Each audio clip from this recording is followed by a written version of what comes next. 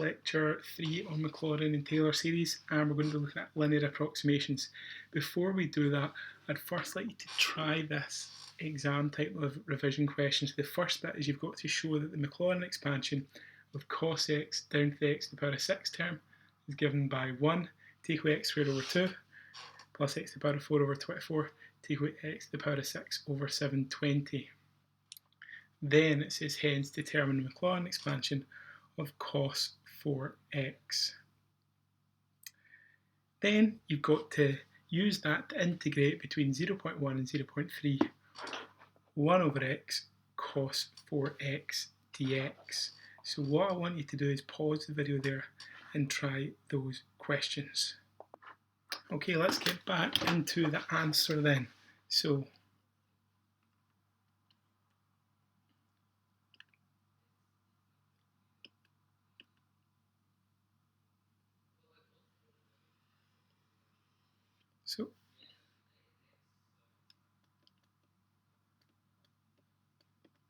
as you can see, I'm now using a new bit of technology to try and get things to try and make it easier for you to read. But trust me, it's not as easy as you would think. So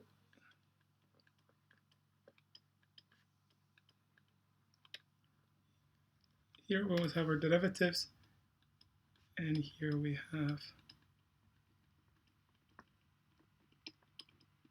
our coefficients.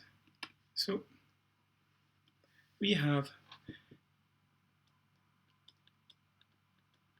f of x as cos x. So that means that f of 0 is cos 0, which we all know is 1. So then f dashed of x is negative sine x. So f dashed of 0 is negative sine 0, and sine of 0 is just 0. Right, then we go on. F double dashed of x is negative cos x. So f double dashed of 0 is equal to negative cos 0, which is negative 1. So let's keep going. F triple dashed of x is sine x, because we're now rotating through the other way, because negative cos is going to go to positive sine. So f triple dashed of 0 is going to be sine 0, which is 0. The fourth derivative of x is this cos x. So the fourth derivative is 0 cos 0, which is 1. Fifth derivative of x is negative sine x. The fifth derivative of 0 is negative sine 0, which is 0. Now where did I want to go to? X to the power of 6 term. Okay, so that means I need to do the sixth derivative as well. So the sixth derivative of x is negative cos x. So the sixth derivative of 0 is negative cos 0, which is negative 1. So cos and sin, we always know it goes 1, negative 1, 1, and the 0 always in between. It's just kind of the way the derivatives go. Right, so then we know that the formula for a Maclaurin series is f of x is equal to f of 0 plus f dashed of 0x over 1 factorial plus f double dashed of 0 x squared over 2 factorial plus f triple dashed of 0 x cubed over 3 factorial. And the same all the way down to we get to x to the power of 6 term. Right, so f of x is equal to, f of 0 was 1 plus 0 x over 1 factorial plus, well, f double dash of 0 is negative 1, so negative 1 x squared over 2 factorial plus 0 is cubed over 3 factorial plus 1 is to the power of 4 over 4 factorial plus 0 x to the power of 5 over 5 factorial plus negative 1 x to the power of 6 over 6 factorial, just like that.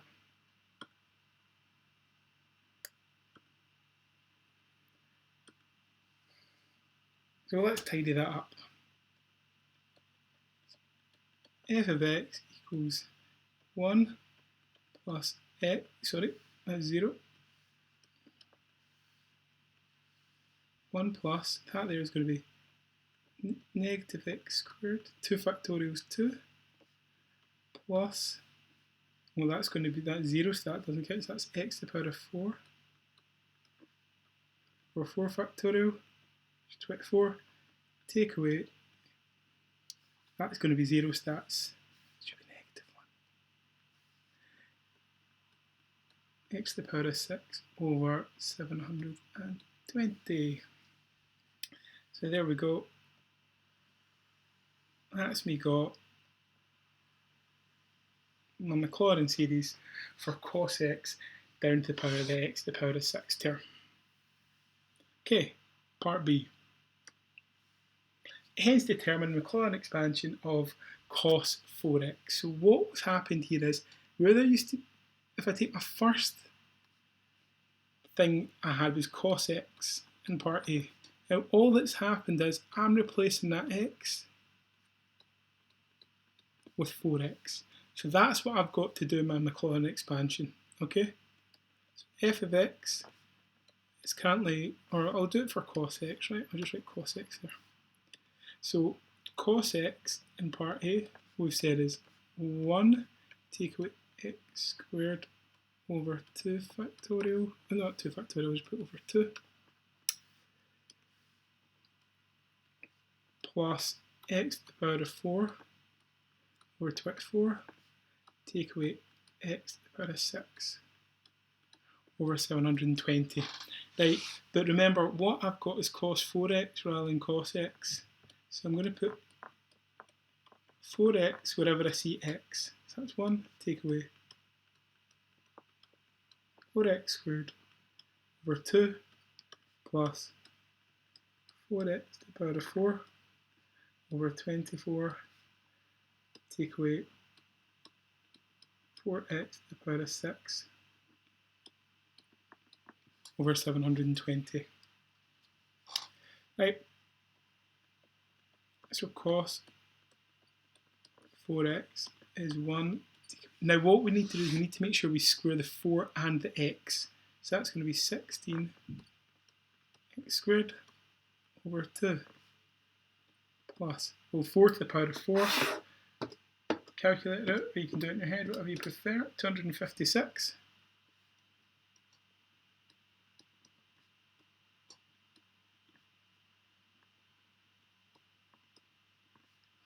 And then finally 4 to the power of 6 is 4096.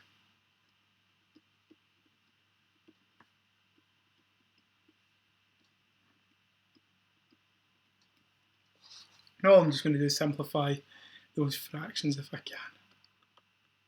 So cos 4x is just 1, take away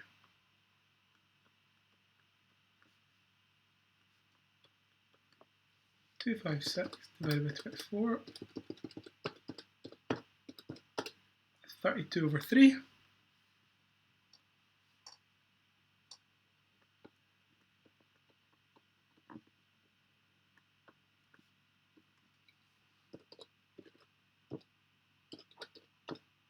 Two, 5, 6 over 45.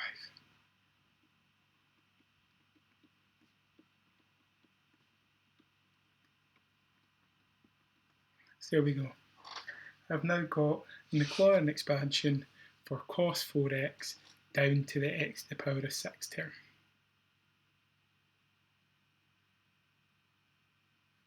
Okay. So it's hence integrate between 0.1 and 0.3, and that's fine because that's in and around 0, and that's what Maclaurin expansions do. 1 over x cos 4x dx. Okay. So I want to integrate 0.1 and 0.3. Now, I've got 1 over x. Now, I know that my cos 4x can be rewritten, right? It can be rewritten as 1 take away x squared plus 32 x to the power of 4 over 3 take away 256 x to the power of 6 all over 45. So I'm just putting in my Maclaurin expansion from that into here. Right, let's simplify that and then see if we can integrate it.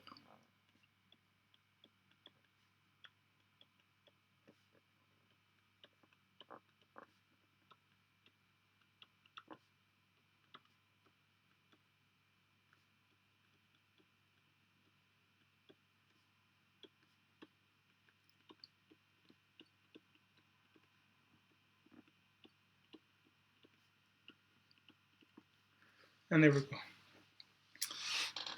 Now, I need to integrate those two terms, or those 4 terms. So I need to make square brackets. These go over to the other side. And I get 0.1 and 0.3. So that there becomes ln x. That becomes 8x squared over 2 plus 32 x to the power of 4 over 4 times 3, take away 256 x to the power of 6 over 6 times 45.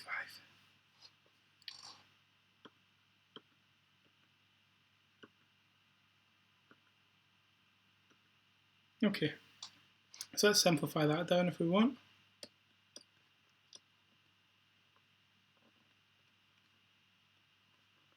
So it becomes ln x, take away 4x squared, plus 32 over 12 is 8 over 3.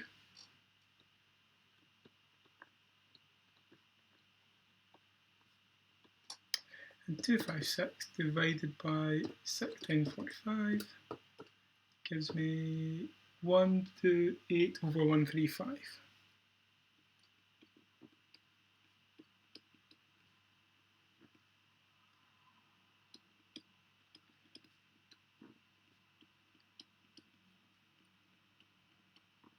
Okay, now what we're just going to do is substitute those two numbers in.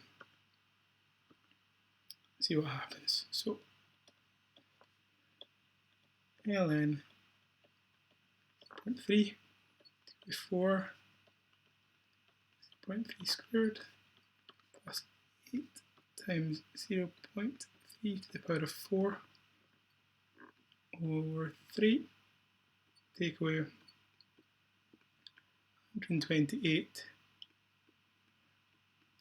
0.3 to the power of 6 over 135.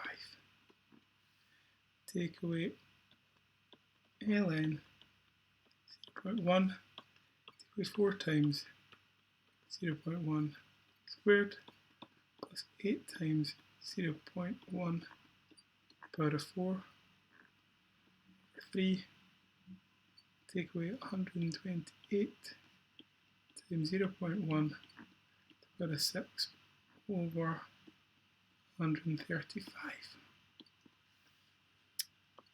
Let's type that into the calculator. ln 0.3 take away 4 times 0.3 squared, take away 8 times 0.3 to the power of 4 over 3. That's usually plus.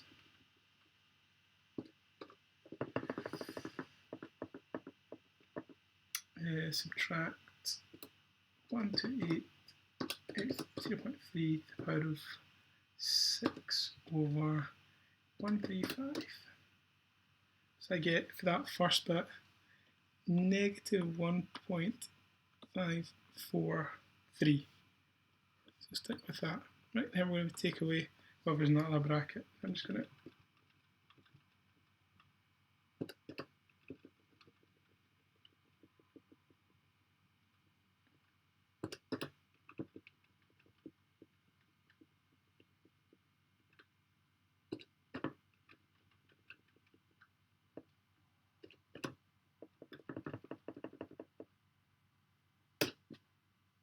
get that to be negative 2.34. Right, so if I put those two together, it gives me 0.8 units squared. So that's allowed me to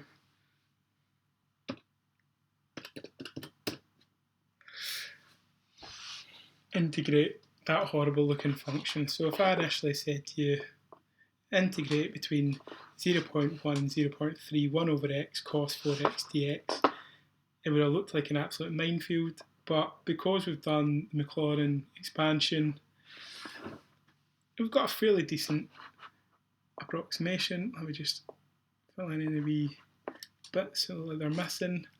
And obviously, as I said, the handwriting will hopefully improve with this over time. Okay, so let's have a look at the next bit. So the next bit is on linear approximations. So as you can see, this is last year's notes, or notes I've used earlier this year, and I'm just going to go through the examples because I think it's better if you can see the examples, right? So a linear approximation gives a straight line, which we knew in higher is a tangent that models the function at a particular point. You know that if it's a tangent to a line, then it's a good approximation just in and around that point. Now, we know that the Taylor series about any point along the x-axis is given by this formula here. Okay? So this was the formula. That's what we did in the first lecture, Taylor series. Now, lots of times, the linear approximation is actually a good enough approximation for us to use. It's also called linearizing an equation. Right now, so this term is just a number term. This term's always got an x in it. This term's got an x squared in it. This term's got an x cubed in it. That's got an x to the power of 4 in it. Right, so that's a quadratic term. So that would make the function a quadratic. So this bit here is our linear approximation. So our formula for a linear approximation is that our function is equal to f of a plus f dash of a x take away a, where a is your point, your x coordinate that you're looking in and around. Now, you might see it written like that. That just means approximately equal to, because it's a linear approximation. And what I'm going to do is, the first example I'm going to do, I'm just going to show you that it would be the same answer that you would get for finding a tangent to a curve in higher maths. Right. So here's example number 1. Find the linear approximation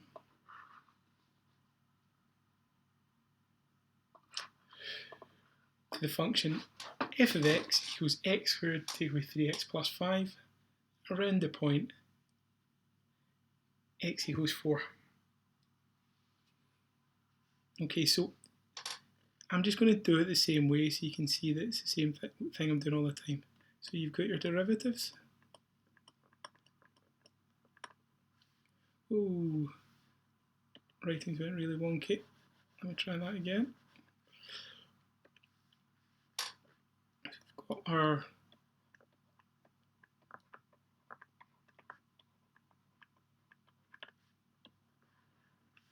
and we've got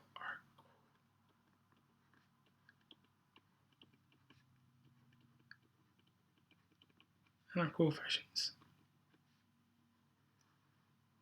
Right, so remember I only need the first derivative, so f of x is x squared take away 3x plus 5. Now I want to know, that's a, so a is 4, so that means that f of 4 is 4 squared take away 3 times 4 plus 5. So you work that out, 4 squared is 16, so that gives us 9. Okay, then we're going to differentiate it. F dashed of x be 2x take away 3. F dashed of 4 would be 2 times 4 take away 3, which is 5. Okay, so f of x, to our formula, f of x is approximately equal to f of a plus f dashed of a x take away over 1 factorial, but the 1 factorial is just 1, so that's us. Right, so f of x is approximately equal to 9 plus 5 times x take away 4, because remember my a's are 4. So f of x is approximately equal to 9 plus 5x take away 20. So f of x at that point 4 is approximately equal to 5x take away 11. So that's your linear approximation at the point x equals 4. And you'll see that, see if you differentiated it, use y minus b equals mx minus a, just like you would in higher maths, you would get the exact same situation. Okay, so it's given a line that approximates a curve at some point. Normally we'd have called it a tangent, but there you go. Now let's have a look at another example.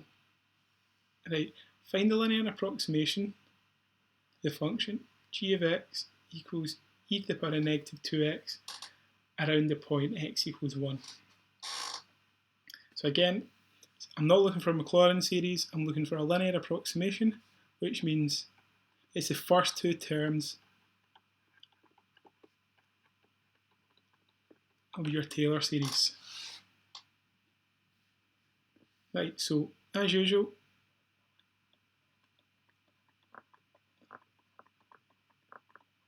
I always want to give you the same start in each question.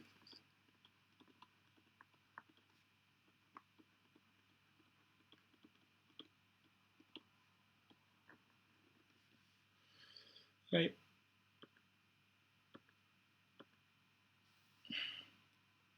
So let's do, we've got g of x this time.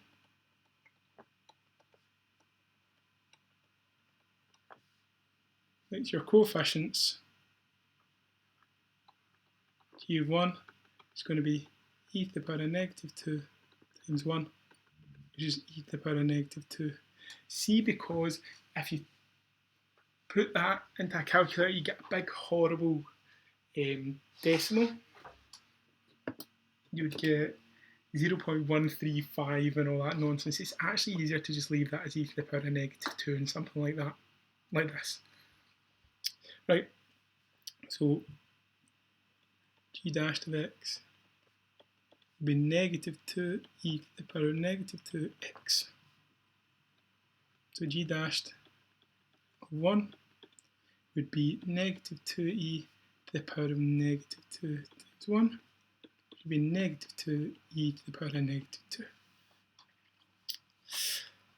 Right, so I've got my coefficients, I've got my derivatives. Let's write down a linear approximation. So g of x approximately equal to g of a, g of 1, sorry, plus g dashed of 1, x take away 1. Because remember, a is 1 in this question. So that means that g of x is approximately equal to e to the power of negative 2 plus, oh, it's not plus, I'll put it in, negative 2 e to the power of negative 2 times x take away 1.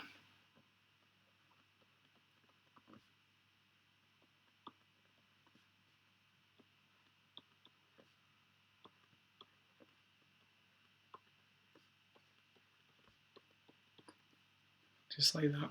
And if you wanted to, you could break that bracket and simplify your linear approximation.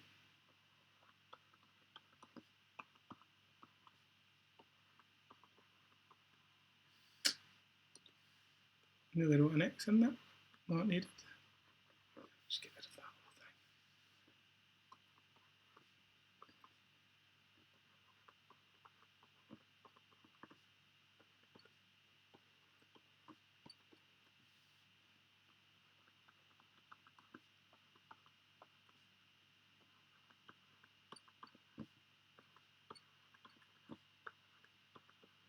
And if you wanted to, you could take out a common factor.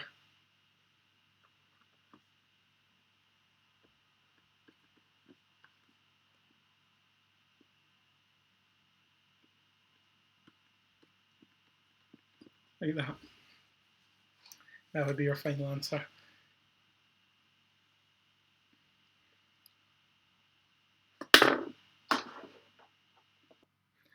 Okay, just to show you it's a good linear approximation, so in this graphing software, I have drawn the graph of, and the red line is y equals e to the power of negative 2x, right? So what I'm looking for is I'm looking for an approximation in and around 1, right? So I want something that models this line in and around 1. So let's have a look. There's my line there, 3e to the power of negative 2, take away 2x e to the power of negative 2 is what I typed in. And that is what I've got back. And can you see that that blue line is a linear approximation because it's a straight line, and it pretty much perfectly models the exponential curve in and around the point x equals 1, which is exactly what I wanted this linear approximation to do. Right, I just want to go back to example number 1, which was this one here, and just show you the same thing. So this was my function here, x squared take away 3x plus 5. I would never do something like for a function as simple as that. It's always going to be for an exponential, a logarithm, something to do with cos, sin, tan, something really complicated. Right, that's why you would do a linear approximation, but just to show you, it works for any function. So this here, my red curve there is y equals x squared take away 3x plus 5, and all I'm going to do is put in 5x take away 11. So you can see my point here, x equals 4, and you can see that that blue straight line pretty much mimics exactly the curve in and around this point 4. So it's almost a perfect approximation. So if you're working between kind of 3.5 and 4.5, then you could pretty much use that straight line because it would give you pretty much the same answer. Okay, now the last thing I just want to do is show you an exam type question. And you know when I say it's an exam type question, you know what I mean. So what we're going to look at is determine the linear approximations of the functions p of x, which is e to the power of x, and q of x, which is e to the power of negative x, about the point x equals 5. Now, as I said to you before, as soon as you do an exponential of a number, it's going to give you a horrible decimal, so I would just keep it as a standard exponential. I wouldn't bother typing it into a calculator. Then you've got to determine a linear approximation of the following functions in terms of e to the power of x and e to the power of negative x.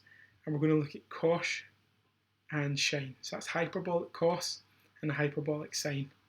Again, about the point x equals 5. And then it wants us to hence determine an approximation for cos 5.1 multiplied by sine hyperbolic 5.1. And there's one crucial little thing in our formula sheet for in GN4. It contains these two formulas. So the exponential of part A is linked to the sine hyperbolic and cos hyperbolic in part B. Okay, so that's the question there. If you want to copy it down, just pause. You want to just pause that there. Okay, so that's part A. So we do have, I forgot to turn on recording there, so that's why I'm a little bit, I've already done this a little bit for you. So you set up your derivatives and your coefficients. So derivatives, p of x is e to the power of x. So p of 5 is e to the power of 5. Differentiate it, you get e to the power of x. So same thing again, you get e to the power of 5.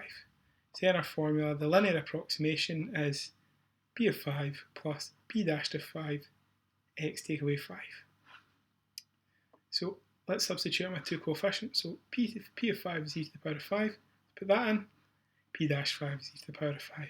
Remember what I said before, that's just a number, so you can put that in as a number if you want, but it's going to be a rotten decimal times x take away 5. Then all I've done is I've broken that bracket and then just combined like terms. So p of x approximately equal to e to the power of x times e to the power of 5 take away 4e to the power of 5. Or you can take out a common factor and write it like that. You're going to have to do that at some point anyway. So either this or this. And remember, that is for e to the power of x. It's also asking me to find the linear approximation of e to the power of negative x. So that's what I'm going to do in the second part. So this is e to the power of x. So you write down your function, you substitute in 5. You differentiate it, substitute in 5, use your linear approximation formula. Simplify it down as much as possible. Right, now q of x was e to the power of negative x. So you substitute in your negative 5. So you substitute in your 5 and you get e to the power of negative 5. Differentiate this, the negative 1 drops out the front. So you get negative e to the power of negative x, and then you substitute in your 5, you get that. So I've just used my formula again. Q of x is q of 5 plus q dashed 5 times x take away 5.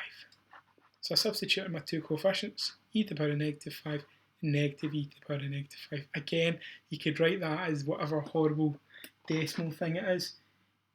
E to the power of negative 5 is 0.0067, but having to deal with decimals like that is going to be even worse than keeping it as an exponential. So I'm going to keep it as an exponential. So I've just substituted it in, simplified it down, and collected my like terms. So it's either going to be like that or it's going to be like that. And remember, that's a linear approximation for e to the power of negative x. So if I've got e to the power of negative x, in and around the point 5, I could swap it for that function there, and it would do the exact same thing.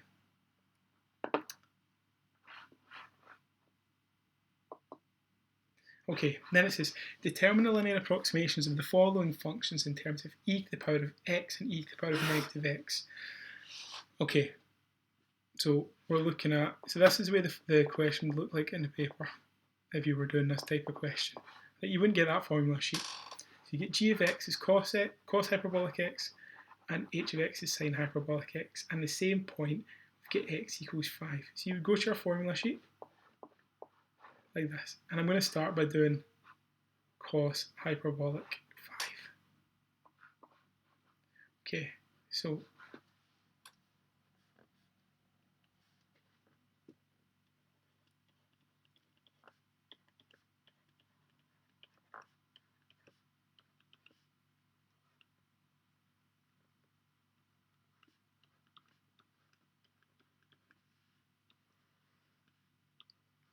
Okay, so that's what we've got. But I know from the first part that e to the power of x can be written as this function here.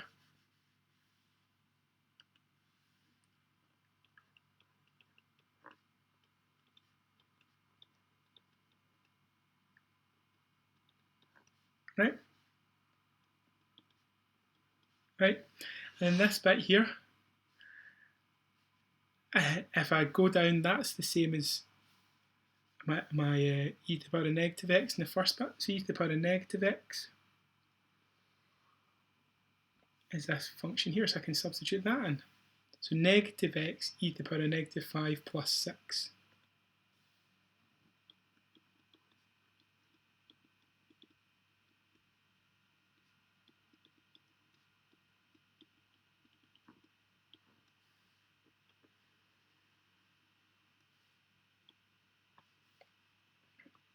So as I said, you can take out that common factor of e to the power of 5.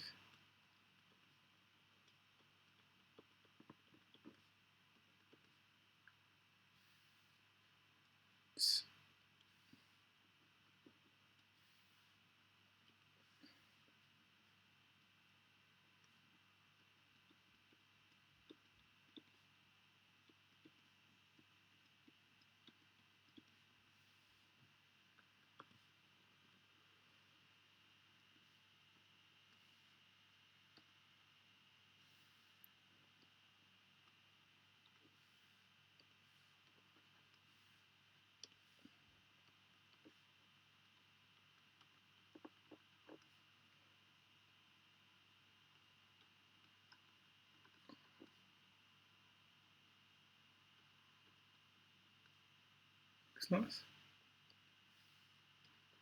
So if I take out a common factor of negative e to the power of negative 5, then in there I'm just going to get x take away 6.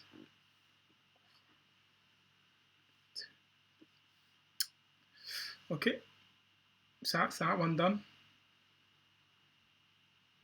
So g of x, which is cos x, I could write as that function there.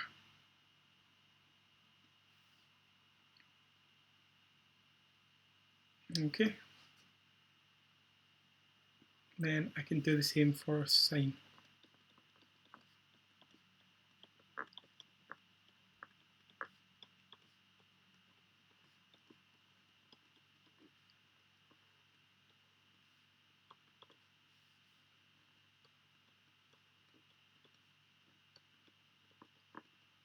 So it's just the exact same thing, but I've got a take away sign in here rather than an add sign.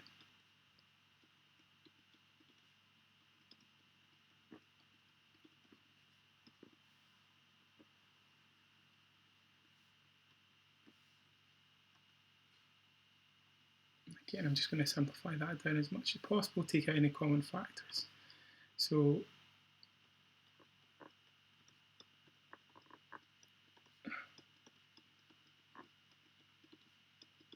that's going to take away.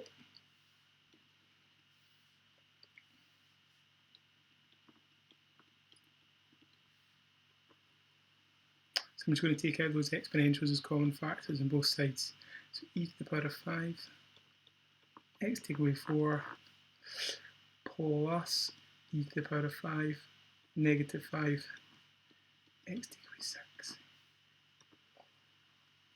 Which is exactly what you'd expect. Just fill in those blanks.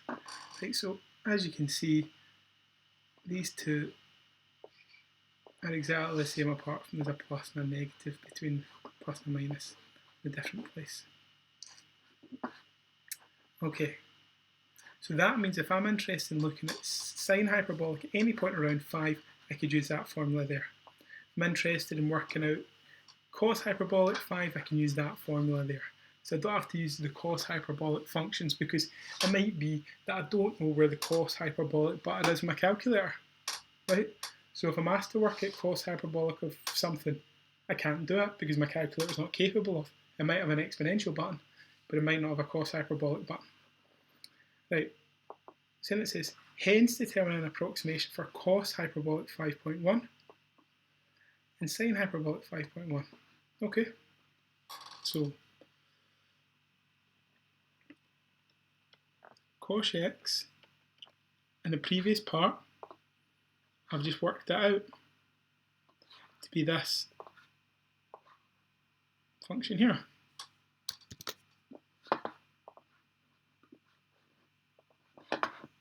Save myself some writing if it works. Oh, that's not.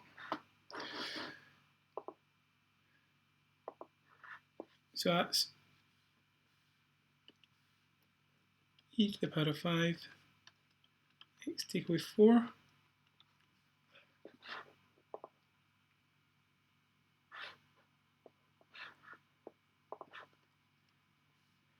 take away e to the power of negative 5 x take away 6. Now all I'm doing is I now know that x is 5.1, so I'm going to put that in. E to the power of 5, 5.1, take away 4, take away e to the power of negative 5, 5.1, take away 6, all over 2. So that's going to be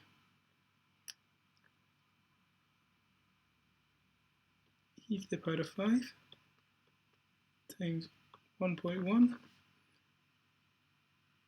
take away e to the power of negative 5 times negative 0.9 all over 2. So just type that into your calculator. E to the power of 5 times 1.1, take away e to the power of negative 5 multiplied by negative 0.9 all over 2 gives me 81.63.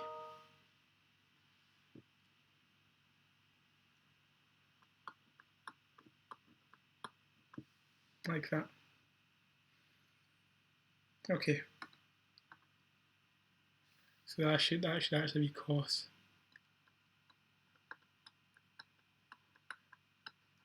Rather than that there. I'm going to get rid of this formula. Right. Okay. Now I'm looking at sin hyperbolic x, right? So that is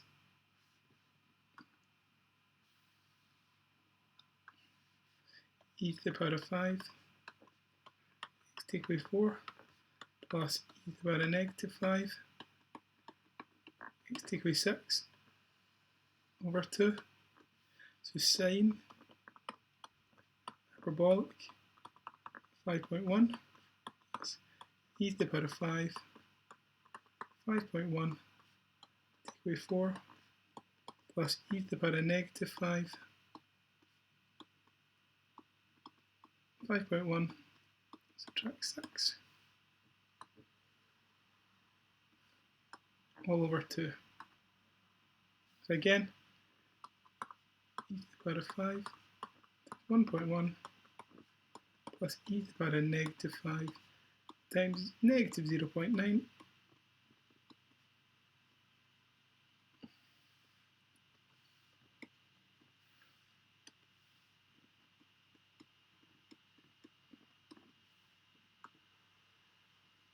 all divided by 2.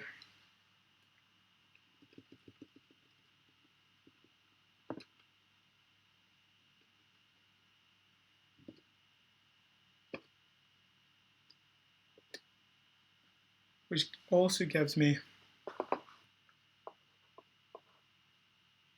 81.62 for this one.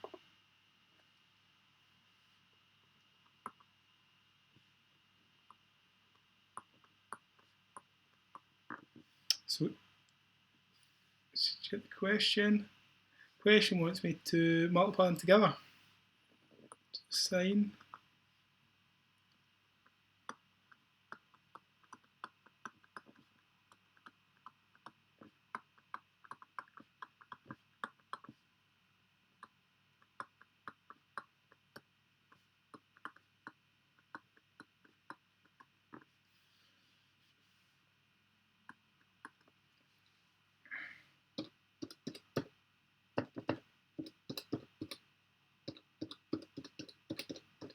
which gives me 6,662.64.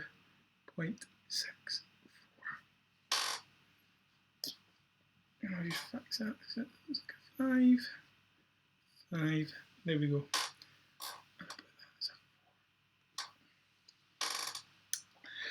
Okay, now just to show you that it is relatively accurate, if you're using your Casio calculator, right? And the Casio calculator is a wee button, HYP. And those are your hyperbolic functions. And if you type that into your calculator will give you 6725.797. I mean, it's not an amazing approximation. It's still, what, 60 odd out, but it's decent enough. It's in the right kind of range. It's 6,600, 6,700. So it's close. It couldn't be used for any accurate calculation, but it's a good, as we said, approximation, because that's what we're looking to do. We're looking to approximate functions rather than looking for really accurate